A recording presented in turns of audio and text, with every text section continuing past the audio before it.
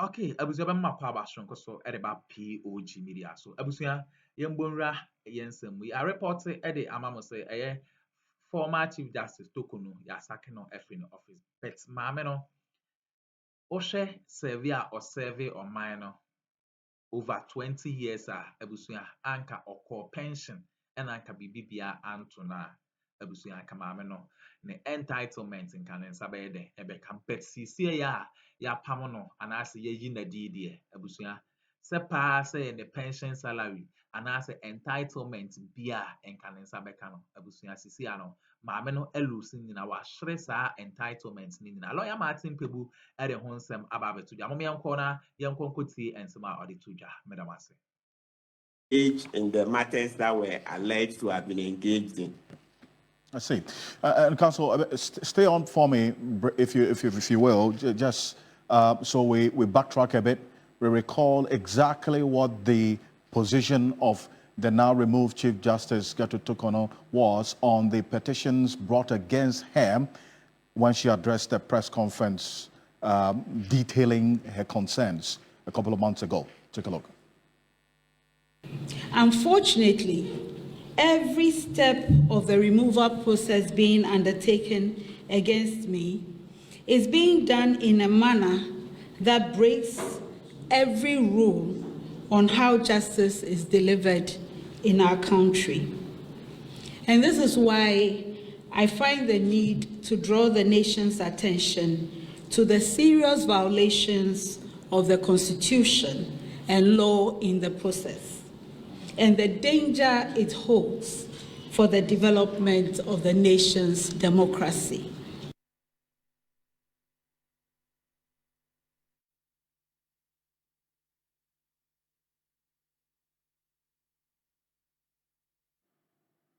That's Gertrude Esabat Torkornoo, and the decision to have her sacked is what we're getting into. It's a breaking news that came through some few minutes ago here on TV3. It's a statement from the presidency detailing reasons why that decision has been taken as upon the recommendation of the 5-member committee that was established under Article 146 to look into the petitions against the then Chief Justice. And it was the details of the first petitioner, Daniel Ofori, that the committee made their recommendation on to have her sacked, and on the basis of that established fact of stated misbehavior.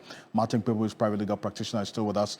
Dr. Joshua Zato is a political analyst, a lecturer, senior lecturer at the University of Ghana Political Science Department, joining us as well. Dr. Zato, good evening. Thank you for joining us. Good afternoon. And thanks for having me here. Well, also, Martin Pebu, you had made the point about the Gertrude Esabat Torkornoo considering resigning right from the beginning of this process. She had a response for you and others who were making that suggestion a few months back. She says that was really not an option on the table for her, and this was why. Take a look. Yeah. Resigning or retiring while Article 146 proceedings are being conducted to remove a judge is not an option any judge or public official can even have. There is a decided case on the matter by the Supreme Court. The suit number is J6/02/2019. Again, no one has the authority to walk away from proceedings started by the state. Judgment can be entered against you because you fail to defend yourself. And a judge who resigns or retires would still lose all entitlements that they have worked for because they failed to defend the claims and resigned or retired while the proceedings were still going on. Well, so that was it. Look, this was even an option on the table for anybody going through the process because you stand the risk of losing your entitlement. Now, with this decision that has come, does that risk also now really play out in this case, that she stands the risk of losing all her entitlements after being sacked? Absolutely, yes. So she loses all her entitlement because the meaning of the sacking is that she was sacked on the basis that she's been found culpable. She's been found liable to have breached certain rules, okay, whilst in office, right? Now, I'm sure with time, we will get to go into the rules, right, when the decision is made public, because in the Justice Derry case, the Supreme Court said after the decision is out, that's after the proceedings are completed, the secrecy or the in-camera protection should go off. So we'll plead with President Mahama to give us a copy of the report of the committee so that we will see what findings were made. Because in the Justice Derry case, the Supreme Court was very clear that after the decision has been made, that cloak of in-camera protection, the secrecy, is no longer necessary in a democracy. It's no longer necessary in a democracy. And the Supreme Court went ahead to compare the cases in South Africa and other countries, right, around the world. So the Supreme Court is very clear that the decision can be made public, that's the committee report, etc., after a decision has been made. It's not meant to be kept secret. And in this particular case, even Justice Torkornoo herself had waived her right, but eventually it was generally agreed that even though she waived her right to an in-camera hearing, it was agreed that based on the decisions of the Supreme Court, etc., the provision in Article 146 asking for in-camera hearing was not meant to benefit Justice Torkornoo alone. It was also to protect the whole system. So it was agreed that the proceedings should continue in camera. But now that the proceedings in Petition 1 have terminated, in the Justice Derry versus Tiger IPI and Attorney General case, the Supreme Court said afterwards, we can get the details, get the petitions, get the reports, so that we can dissect and see where everything went well. And if some places didn't go well, naturally people will comment so that tomorrow we will not repeat such mistakes. Yes, so Mr. Okanse, that is it. And now when it comes to the matter of there was no option to resign, remember that I said that if we wanted to get a resignation, there are 1,001 ways of doing it. But as I said, right now, we've gone past it, so it's no longer possible. So let me tell you what I was thinking. You know, matters like this, it's a civil case, right? So there could have been an agreement that, look, okay, I want to settle this case. I want to resign. Like, can I do a resignation letter for you to see so that then you will withdraw the petitions? Then she would have walked away, okay? Right. But as we're saying, it's because the Supreme Court said when the proceedings start, you cannot resign. There are two Supreme Court decisions. And I was saying that, because she's Chief Justice, at that time I was scared of all the places she was going to go to. Remember the time I kept saying we should allow for a resignation? You know, that time she hadn't gone to the ECOWAS court. And at that time too, she hadn't, the bar of England and Wales hadn't jumped in. So you remember we had seen that the way she was fighting it, we're going to suffer more embarrassment. So I was looking for a political settlement. And so sometimes, you know, they will tell you that the law was made for man. But, I mean, bottom line is that generally it looks like not many people sided with the resignation thing. It's a democracy, so we'll go with the majority. You remember also, yes, Lawyer Ansasari also supported the resignation route because we could have saved there and then, you know, so there could have been a settlement. This is a Chief Justice, so this is a Chief Justice, not any other Justice of the Superior Court. She's a Justice of the Superior Court and specifically Justice of the Supreme Court and also Chief Justice. So, I mean, to every rule, you hear there's an exception. But bottom line is that it didn't work. So we use the law, strictly speaking. Right. And like Justice Torkornoo herself had said in the past, the law is the law. So, I mean, we have to abide by it. Sometimes the law is difficult. It's painful to abide by the law, but the rule of law demands that we should abide. Yes. Indeed. Amat Bebo, thank you. And kindly stay with me. And this I bring in Dr. Joshua Zato. You had also indicated that is one that we've been engaging right from the beginning of this entire process, where 3 petitions at the start, that's what we were told at the start of it, 3 petitions were received. And it was the first petitioner, Daniel Ofori's petition, that formed the basis for this recommendation by this committee headed by Justice Gabriel Scott Palmer, whom you see right there presenting the details of this report by the committee to the president. In that brown envelope, the president received it. You have all the other members of the committee as well seated at the table with the chair, Justice Scott Palmer, who presented it, the Chief Justice, that's the Chief of Staff as well, was there. And Martin Pebo is joining us on Zoom right now as private legal practitioner. Counsel, good evening. Thank you very much for joining us.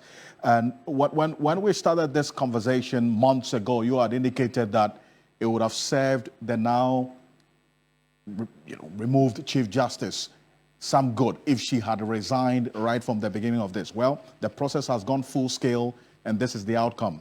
The president has communicated a decision to have her removed from office based on the recommendations of the committee and their findings on Daniel Ofori, petitioner 1's petition. Counsel. Yes, well, so like they say, the law is the law. So at this juncture, the law has taken its course, and so that will be it. We're hoping that this will bring closure to this case so that we can, go on to concentrate on other matters of improving the judiciary. Yes, I mean, my position, as I said earlier, I was hoping there would be a window for her to resign way from the beginning. But, it didn't happen. Also the Supreme Court too had held that in the Justice Utaderi case and also in the Frankie J. Chum case, that once they start the hearings, then the respondent, that's to say in this case, the Chief Justice has no right to resign. I was hoping there would be a political settlement that would have resulted in a resignation. But as I said, that was hope. But all of that didn't materialize. So once the committee is done with its work, and then that's based on the first petition alone, and once she's been removed based on the first petition alone, that's it. We will see whether the committee will have the appetite to go into the other 2 petitions. It doesn't appear it will be a good use of our time, but that's just my personal opinion. Let's see how it goes. So Article 146, well, that's been it. We're hoping also that going forward, the Constitution Review Commission, based on what we've seen in these proceedings, would strengthen the provisions to make them better in future. I think that's what I can say for now. And you're saying indeed the case that the decision of this committees to have the Chief Justice removed was on the basis of the details of the first petitioner, Daniel Ofori's petition. So the other 2, you'll say that, in your view, it would not serve the good of time if the committee goes into the other 2? Absolutely. Absolutely. Yes. Because right now, she's been removed. And so once she's been removed, I'm wondering what good it will do to continue the hearings. But in law, well, it's allowed, because once the cases are still before the committee can go on. It would also be within the right of the petitioners to withdraw, to say, look, okay, if Madam Torkornoo has already been removed, they want to withdraw from having their cases heard. Yes, so that maybe, because you see, I'm saying this because let's not also forget, Madam Torkornoo is fought this case every step of the way. My colleague, Wedam Puabri, has already, gone through, both of you have gone through the milestones. The, filing a case in the ECOWAS court, now the final one being the so-called group of the Bar of England and Wales, jumping in, a letter that a lot of us had issues with in terms of its authenticity, not being signed, and the language in the letter, etc. But whatever it is, there was such, what do you call it, traction. You know, that every point she sought to fight back, and the various fora, etc., she's been through have resulted in a way, in giving us bad press. We can't run away that we've suffered bad press, a reputational damage to the brand name Ghana, because you see the kind of things that the so-called Bar of England and Wales wrote in their letter. The Commonwealth Lawyers Association also wrote earlier on. You see all that language taking us to the ECOWAS court. You know, all those things and the allegations of bias and all that, they've hit us. They've damaged us a bit. So for me, you know, usually if you can avoid litigation, avoid it. It's even in the Bible. But the Bible says that, hey, if your brother, somebody is taking you to court and you can settle the case on the way, settle it before you go and then you get thrown into jail, right? There is something like that in the Bible. So in this case, we are looking at protecting the brand name Ghana. You know, we are quite a strong democracy in this sub-region, but globally, we are still a fragile kind of democracy. So when there are issues like this being circulated internationally, it reinforces the notion that we are still not that much capable of running our own affairs. So it's in that context that I was hoping that maybe the second and third petitions would not be gone into, so that we can, you know, have closure. But you made the point about the Chief Justice challenging this process every step of the way. And the details as Justice Torkornoo gave today complements that point that you made, because the committee had evidence from 13 witnesses on behalf of the petitioner. The Chief Justice, well, the now removed Chief Justice, also testified and was cross-examined. She called 12 witnesses, including experts. In total, the panel said they received approximately 10,000 pages of documentary exhibits from both sides. Each side was represented by 4 lawyers. It's a very meticulous process we've seen play out up until this point, is it not? Yes, absolutely. Yes, it's been grueling. Yes, because, you know, to have 13 witnesses for the petitioner, 12 for respondent, 25, and you see each one of these was given evidence. So that's what we call evidence in chief, right? Through the witness statements that the witnesses filed, then cross-examination. So cross-examination of all these 25 persons. It's a lot. It's a lot. It's not joke. That's quite a robust process, rigorous and robust. And of course, it's taking a toll. Yeah, because from dispatches that we could hear, you know, for them to have finished this quickly, they would go in the morning and close in the evening. So it was usually a full day's work, you know, morning to evening, right? A number of days in the week. So it's been a lot of work. It's been a lot of work. Yes, that one we can't run away from it. And in natural fact, we should commend the committee and everybody involved for cooperating for this work to be done in such a time. And we know that the Chief Justice has a dual role. I mean, as a judge or a justice of the Supreme Court, and then also the head of the judiciary.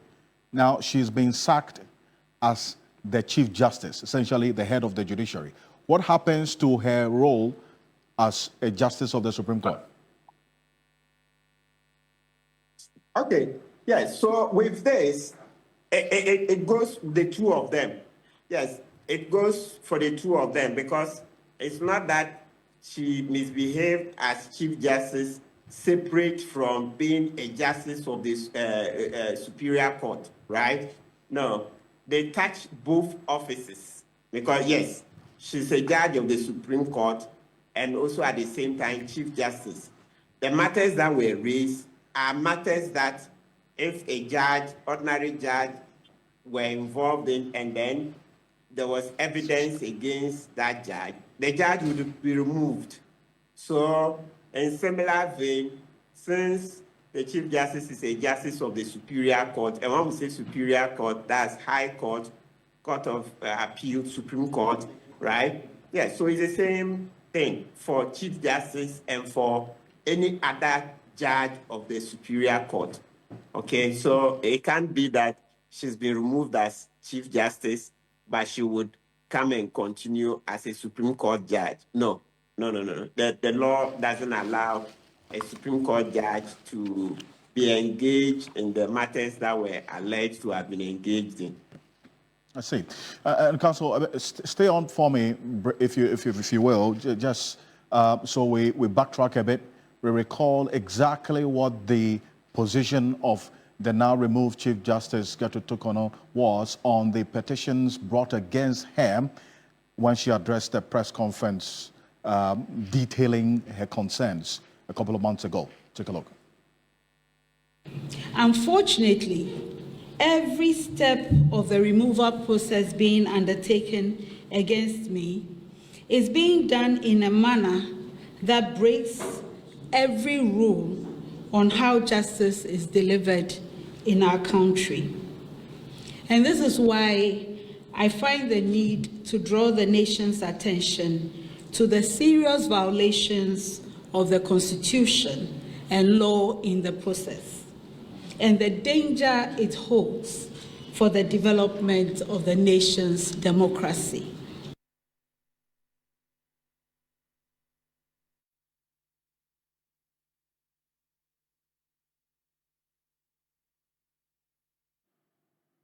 That's Gertrude Esabat Torkornoo, and the decision to have her sacked is what we're getting into. Just as a breaking news that came through some few minutes ago here on TV3. It's a statement from the presidency detailing reasons why that decision has been taken as upon the recommendation of the 5-member committee that was established under Article 146 to look into the petitions against the then Chief Justice. And it was the details of the first petitioner, Daniel Ofori, that the committee made their recommendation on to have her sacked, and on the basis of that established fact of stated misbehavior. Martin Pebu is private legal practitioner, is still with us. Dr. Joshua Zato is a political analyst, a lecturer, senior lecturer at the University of Ghana Political Science Department, joining us as well. Dr. Zato, good evening. Thank you for joining us. Good afternoon. And thanks for having me here. Well, also, Martin Pebu, you had made the point about the Gertrude Esabat Torkornoo considering resigning right from the beginning of this process. Okay, abusua we ne ensema ekọ so e wo political highway ne so lawyer Martin Pebu and ayete ne nkase odisa ensem no to dwa e de amaye no na eye former Chief Justice Torkornoo ne entitlement ne de wahwere ni nyina enye asam keto akora beda ma asesa mo je pene kokoti sa ensem we e de mai aha eye POG Media so beda ma